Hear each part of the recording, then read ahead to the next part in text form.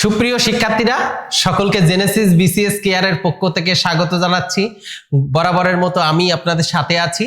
আমরা গত ক্লাসে দেখিয়েছিলাম যে বাংলা সাহিত্যে যে যুগ বিভাগ রয়েছে সেই যুগ বিভাগ আমরা আজকে একটু দেখাবো যে প্রাচীন যুগ সম্পর্কে আপনাদের একটা ধারণা দিতে চেষ্টা করব। আশা করি এই ক্লাসে আপনারা প্রাচীন যুগ সম্পর্কে একটা ধারণা পেয়ে যাবেন। আচ্ছা, আমরা সরাসরি চলে যাচ্ছি। দেখেন, আমি যুগ বিভাগের সময় কিন্তু বলে দিয়েছিলাম যে প্রাচীন যুগের সময়সীমা নিয়ে দুইজন গবেষকের দুটো মতভেদ রয়েছে। এক হচ্ছে ডক্টর শহীদুল্লাহর মতে 650 থেকে 1200 সাল, আর ডক্টর সুনীতি কুমার চট্টোপাধ্যায়ের মতে 950 থেকে 1200 সাল। এই সময়সীমা আমরা নির্ধারণ করেছিলাম। তবে আপনারা সকলে জানেন যে এই যে সময়সীমা, এই সময়সীমার মধ্যে সাধারণত ছিল পাল রাজবংশ আমাদের এই ভারতবর্ষ শাসন করছিল। সুতরাং এই যে প্রাচীন যুগের সময়সীমা, এটা পুরোটাই আসলে পাল রাজবংশের আমলে পরিচালিত হয়েছিল। এরপরে আমরা একটু দেখি। দেখেন, এরপরে আমরা একটা পেয়েছি যে বাংলা সাহিত্য বিষয়ক যে যুগ বিভাগ রয়েছে, সেই যুগ বিভাগের অংশ হিসেবে প্রাচীন যুগে কিন্তু একটা মাত্র সাহিত্যকর্ম, লিখিত সাহিত্যকর্ম পাওয়া গিয়েছে। আপনারা সকলে জানেন একটা মাত্র। সেটির নাম কি? সেটির নাম কিন্তু চর্যাপদ। এই চর্যাপদ নিয়ে বিস্তারিত আলোচনা করার জন্য আমরা আরেকটি ক্লাসে আপনাদের বিস্তারিত আলোচনা করব চর্যাপদে। কিন্তু চর্যাপদের যে আবিষ্কার, এই সংক্রান্ত যে তথ্যগুলো রয়েছে সেটি আমরা আজকের ক্লাসে আলোচনা করব। দেখেন, ছড়া, রূপকথা, প্রবাদ, প্রবচন আমরা সকলেই জানি। বিভিন্ন রকম ছড়া বলে থাকি, হ্যাঁ, আম পাতা জোড়া জোড়া মারবো চাবুক, বা হাট্টিমা টিমটিম, বা হচ্ছে বিভিন্ন রকম ধাঁধা ধরে থাকি। এই ধাঁধাগুলো বা প্রবাদ প্রবচন, হ্যাঁ, কলা রুয়ে না কাটোপাত তাতাই কাপড়তা, এই যে প্রবাদ প্রবচন ছড়াগুলো আছে, এগুলো কিন্তু লিখিত ছিল না, মানুষের মুখে মুখে প্রচলিত ছিল। এখনো কিন্তু গ্রাম অঞ্চলে কিন্তু বৃদ্ধরা কিন্তু এই ছড়াগুলো বা ধাঁধাগুলো প্রবাদগুলো বলে থাকেন। তো সেইগুলো কিন্তু অলিখিত সাহিত্যকর্ম ছিল। এরপরে দেখেন, পাল রাজবংশ শাসনামলে লিখিত সময়ের একমাত্র গ্রন্থ হচ্ছে চর্যাপদ। এখন পর্যন্ত আমরা যে লিখিত গ্রন্থ পেয়েছি সেটি কিন্তু চর্যাপদ, অর্থাৎ একমাত্র প্রাচীন যুগের একমাত্র লিখিত গ্রন্থ হচ্ছে চর্যাপদ। এরপরে আসেন যে দেখেন,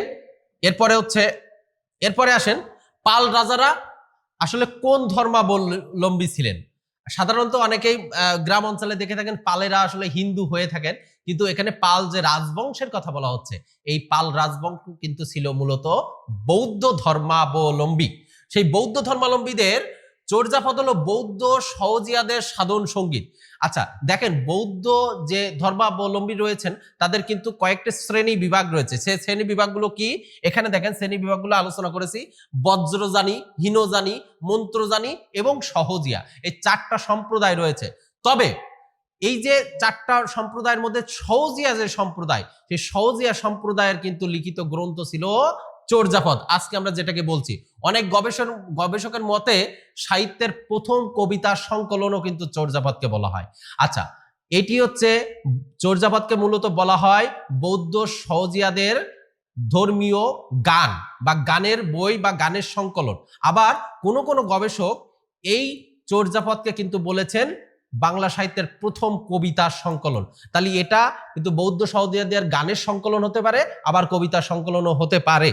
এটি একটু মনে রাখার চেষ্টা করবেন। এরপরে দেখেন, পরে আমরা বলছি 1800 এই বিষয়ের যে বিষয়গুলো আছে সেটি আমরা একটু ইতিহাসটা এখানে লেখা তুলে ধরার চেষ্টা করছি। বলছি 1868 সালে পাঞ্জাবের মহারাজ রণজিৎ সিং এর পুত্র রাধাকিষণ ভারতের সকল ভাষার পুঁথি সংগ্রহের জন্য লর্ড লরেন্সকে অনুরোধ করেন। তখন শাসন ক্ষমতায় ছিল লর্ড লরেন্স, তাকে কিন্তু অনুরোধ করেন হচ্ছে রণজিৎ সিং এর পুত্র রাধাকিষণ। আচ্ছা, এরপরে দেখেন, এরপর তিনি প্রাদেশিক গভর্নরদের সাথে আলোচনা করে পুঁথি সংগ্রহের ব্যবস্থা করলেন এবং এরই ধারাবাহিকতায় বঙ্গীয় এশিয়াটিক সোসাইটি, এই যে দেখেন বঙ্গীয় এশিয়াটিক সোসাইটির রাজা, এই যে রাজা রাজেন্দ্রলাল মিত্র, এই নামটা মনে রাখবেন, রাজা রাজেন্দ্রলাল মিত্রের সহযোগিতা নিয়ে পুঁথি সংগ্রহের কাজ শুরু করলেন। অর্থাৎ প্রথম চর্যাপদটি আবিষ্কার করার বা চেষ্টা, মানে চর্যাপদ বা বাংলা সাহিত্যের যে প্রাচীন গ্রন্থ, অর্থাৎ ভারতবর্ষের যে প্রাচীন গ্রন্থ, এটি সংগ্রহ করার প্রথম চেষ্টা করলেন রাজা রাজেন্দ্রলাল মিত্র। এই নামটা একটু মনে রাখবেন। আচ্ছা, সহযোগিতা নিয়ে তিনি পুঁথি সংগ্রহের কাজ শুরু করলেন। তিনি নেপাল থেকে বৌদ্ধ ধর্ম ও অনেক পুঁথি সংগ্রহ করলেন। তিনি নেপালে গিয়েছিলেন এবং বৌদ্ধ ধর্ম বা গান সম্পর্কিত অনেকগুলো পুঁথি তিনি একসাথে সংগ্রহ করে নিয়ে আসলেন। বলে রাখা ভালো, তখন পর্যন্ত কিন্তু তিনি চর্যাপদের পুঁথি খুঁজে পাননি, তবে বৌদ্ধদের অনেক পুরনো বা প্রাচীন গানগুলো তিনি পেয়েছেন।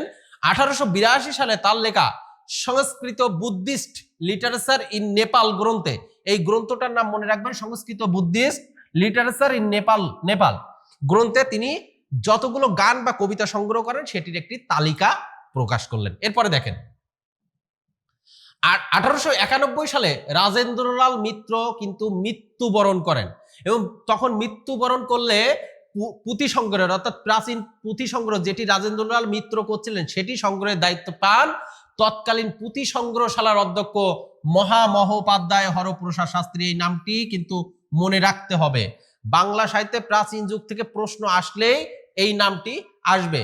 হ্যাঁ, তিনি ঢাকা বিশ্ববিদ্যালয়ের বাংলা ও সংস্কৃত বিভাগের প্রতিষ্ঠাতা প্রধান ছিলেন, অর্থাৎ 1921 সালে যে ঢাকা বিশ্ববিদ্যালয় প্রতিষ্ঠিত হয়েছিল সেই প্রতিষ্ঠিত বিশ্ববিদ্যালয়ের বাংলা ও সংস্কৃত বিভাগের প্রতিষ্ঠাতা প্রধান ছিলেন কিন্তু হরপ্রসাদ শাস্ত্রী। তার পারিবারিক পদবি ছিল ভট্টাচার্য, এটিও কিন্তু আপনাদের বিসিএস এর জন্য খুব গুরুত্বপূর্ণ, এবং তার মূল নাম ছিল শরৎনাথ ভট্টাচার্য। আপনারা জেনে অবাক হয়ে যাবেন, এই শরৎনাথ ভট্টাচার্য তথা হরপ্রসাদ শাস্ত্রীর পৈতৃক বাড়ি বা মূল বাড়ি কিন্তু বাংলাদেশের সাতক্ষীরা জেলার কুমিরা গ্রামে, এটি মনে রাখবেন। যদিও তিনি পশ্চিমবঙ্গে বা ভারতে থাকতেন, কিন্তু তার পৈতৃক বাড়ি বাংলাদেশের সাতক্ষীরা জেলার কুমিরা গ্রামে। আচ্ছা, 1877 সালে সংস্কৃত কলেজে প্রথম হয়ে তিনি শাস্ত্রী উপাধি লাভ করেন, এটি মনে রাখবেন। 1877 সালে তিনি সংস্কৃত কলেজ থেকে প্রথমে শাস্ত্রী উপাধি পান, এবং 1898 সালে, সালগুলো মনে রাখবেন, তাকে মহামহোপাধ্যায় উপাধিতে ভূষিত করা হয়, এটি মনে রাখবেন। তার নাম হরপ্রসাদ কেন? তিনি হর বা শিবের প্রসাদ খেয়ে ছোটবেলায় একটা রোগ থেকে মুক্তি পেয়েছিলেন, তাই তার মা নাম পরিবর্তন করে হরপ্রসাদ রেখে দেয়, এটি যদিও একটু মজার তথ্য। আচ্ছা, এরপরে আসেন, তিনি 3 বার, অর্থাৎ হরপ্রসাদ শাস্ত্রী 3 বার নেপালে যান, 1897 সালে, 98 সালে এবং 1907 সালে। 1907 সালে তিনি 4টি গ্রন্থ, এটি মনে রাখবেন, 4টি গ্রন্থ আনেন কেন্দ্রীয় লাইব্রেরি অর্থাৎ রয়্যাল লাইব্রেরি থেকে। এই নামটা মনে রাখবেন, হরপ্রসাদ শাস্ত্রী কোন লাইব্রেরি থেকে 4টি গ্রন্থ বা পুঁথি সংগ্রহ করে আনেন? রয়্যাল লাইব্রেরি থেকে। প্রথম কত সালে? 1907 সালে। 4টি গ্রন্থ কি ছিল? এক ছিল চর্যাচর্য বিনিশ্চয়, নামটা খুবই গুরুত্বপূর্ণ, চর্যাচর্য বিনিশ্চয় এই নামটা নেন। সরহপাদের দোয়া, কৃষ্ণপাদের দোহা এবং ডাকার্ণব, এই 4টা বই তিনি সংগ্রহ করে আনেন এবং বঙ্গীয় সাহিত্য পরিষদ থেকে তিনি প্রকাশ করেন।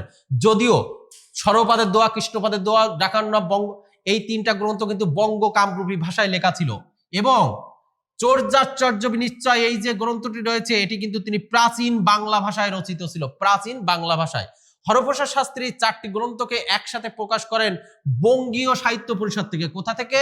বঙ্গীয় সাহিত্য পরিষদ থেকে তিনি প্রকাশ করেন কি নামে? 1000 বছরের পুরানো বাঙ্গালা ভাষার বৌদ্ধ গান ও দোহা, এই শিরোনামে।